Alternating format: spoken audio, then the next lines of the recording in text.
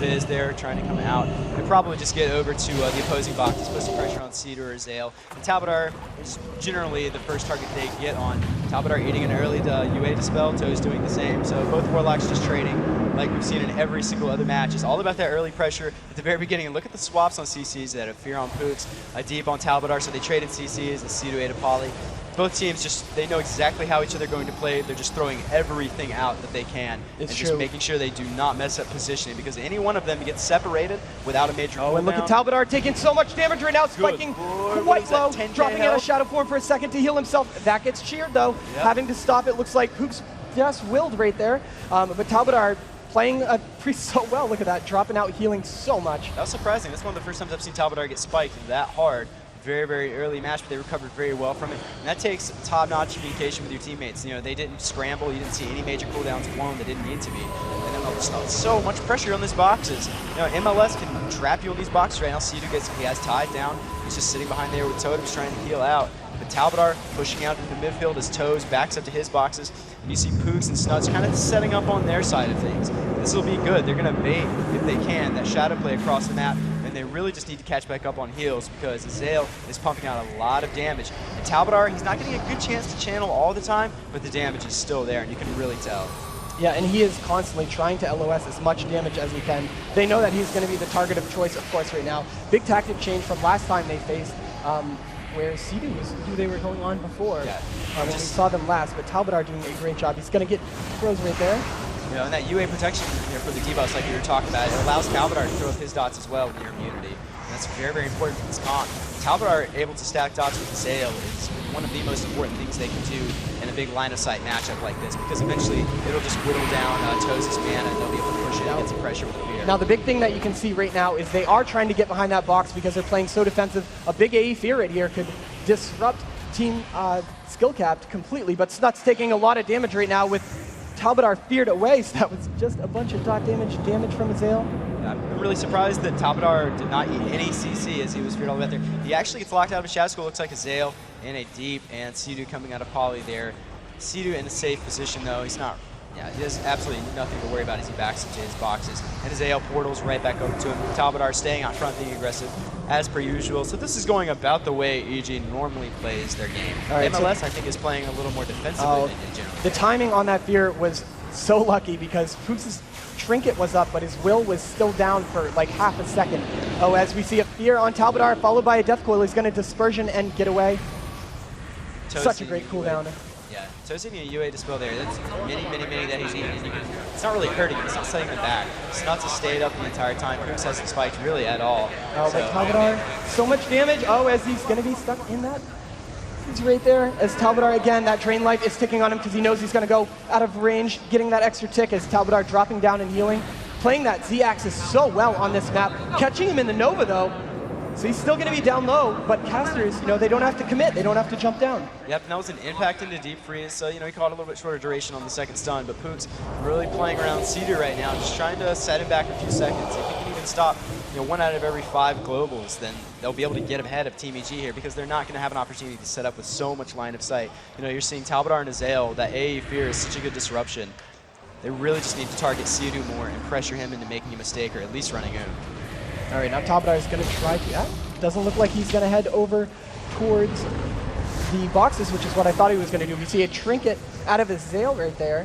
Or not his Zale. Out of Snuts, I'm sorry. And now Talbadar is going to be casting right back onto Snuts. Looks like it is going to be a target of choice. What's weird is we saw a bunch of Searing Pains coming out from Snuts. It's not something that Warlocks normally do anymore since they added Felt Flame, but it could have been to bait that counter.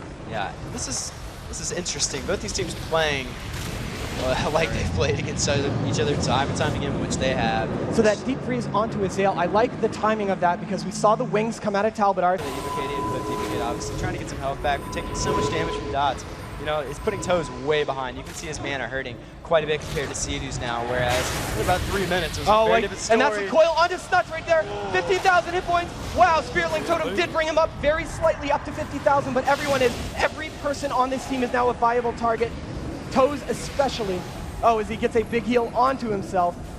if they can get any sort of control on the Sea-Doo, they can still, get on top, get on a Zale, and really do some work and at least shut down that damage. Oh, and here comes the spikes out of Talbadar onto Snuts right there, able to get those instant Mind Blasts going off. A couple deaths coming out onto Snuts too, but Snuts not worried about almost dying earlier as he comes right back in, getting those UAs up. They're so important to constantly, and we see the second block out of Pooks already.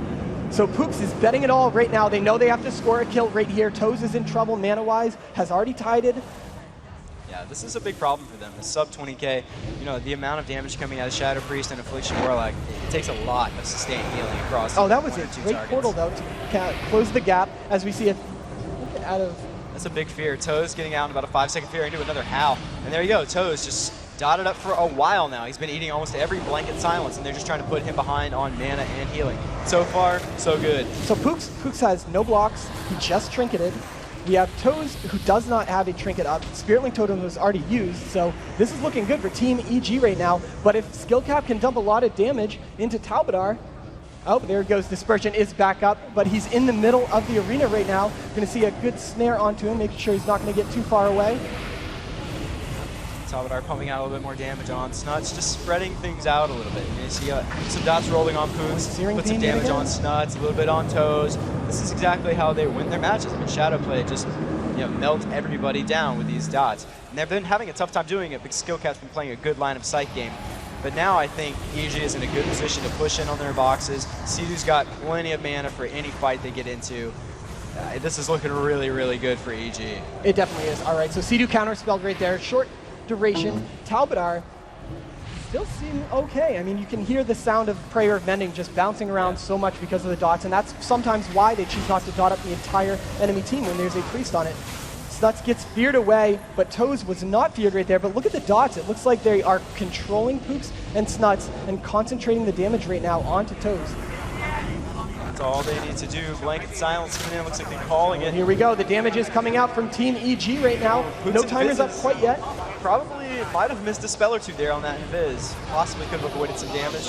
If so, it's truly impressive. It might not matter here in the long run, as Toes has not had a good opportunity to get any mana back. So Pooks down to half right now. Also is Toes, and that was a big crossbow damage right there on his Snuts as he gets death coiled. Good passing, 60,000 hit points left. Wow. It seems like Skill Cap keeps coming back from what seems to be defeat over and over, but Toes is now completely dry of mana. We see a silence onto Pooks. I like when teams will silence the target they're not killing to try to stop their crowd control, because Snuts taking a lot of damage. We see that refresh onto Earthshield, and Toes has 1,000 mana left right now. War Stomp onto Snuts right now. Didn't catch Toes, luckily.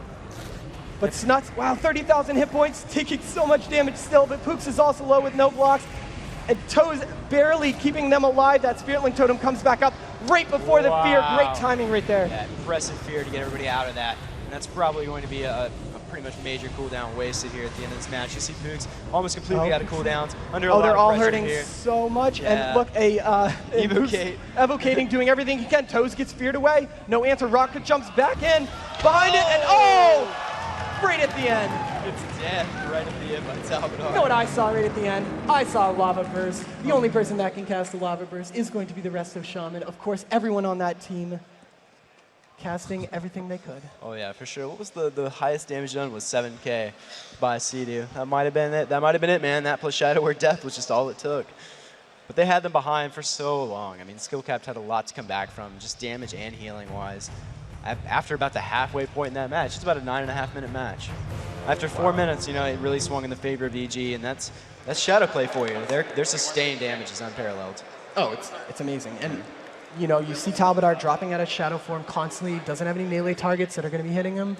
Yeah. Wasn't too afraid to drop out heal when he needed to. I mean, he was in trouble many times during that match. Yeah, he was.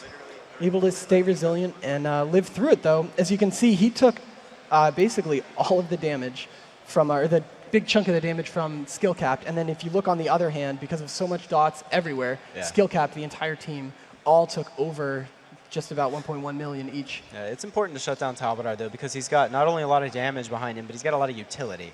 So, crippling him in a fight, it does a lot more than maybe just taking away the damage of a Zale, because even though Talbot can't spam fear. You know, he's got absorbs, he's got prayers. Like I said, he's got hems and all sorts of other little tricks that can really help Team EG stay in a fight a lot longer than most other teams would think.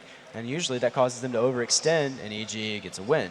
So it just is to keep doing what he's doing. You know, this is pretty classic EG playstyle. Talbot playing up front, being very aggressive. Sea-Doo max range, Zale kind of playing midfield, covering everything, running interference. It's worked time and time again.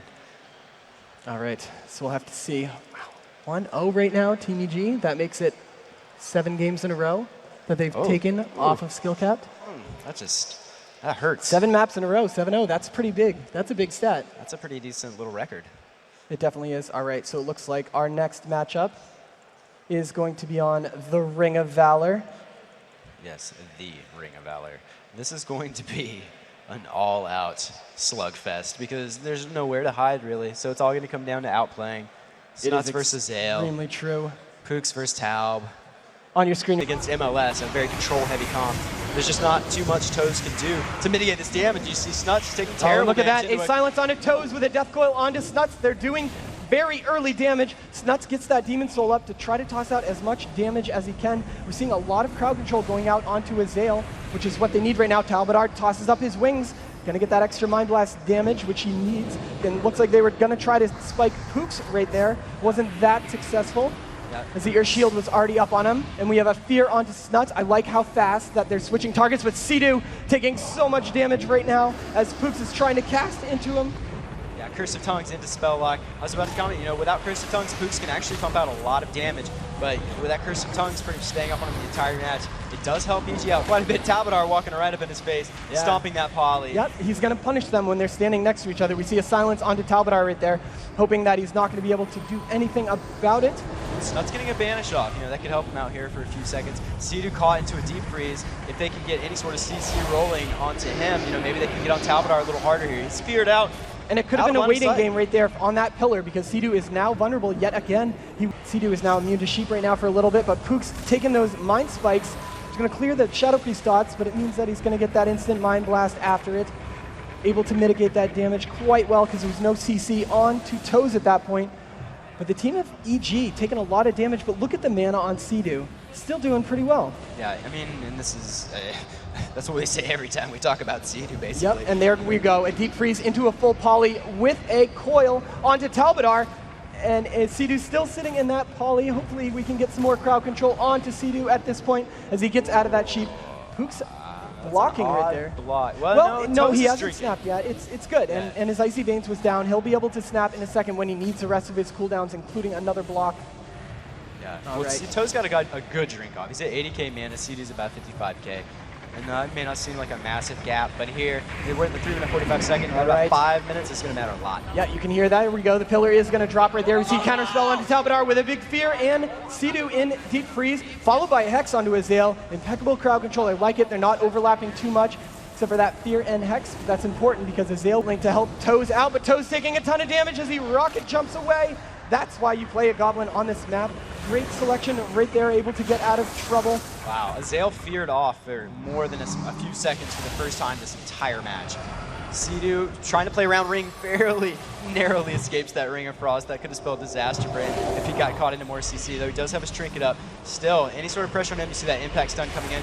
Pook's very, very low, but he's going to be line of sighting.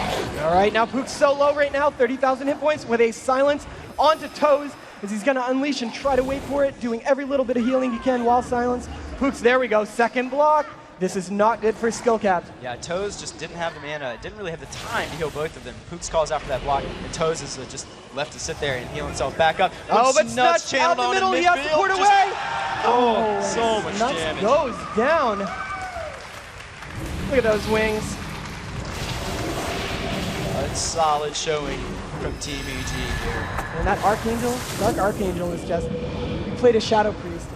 It is so much fun to hit those timers and just blow somebody up. Get those orbs rolling, and just the numbers are so gigantic. You know, Talbotar's having a good time. You know,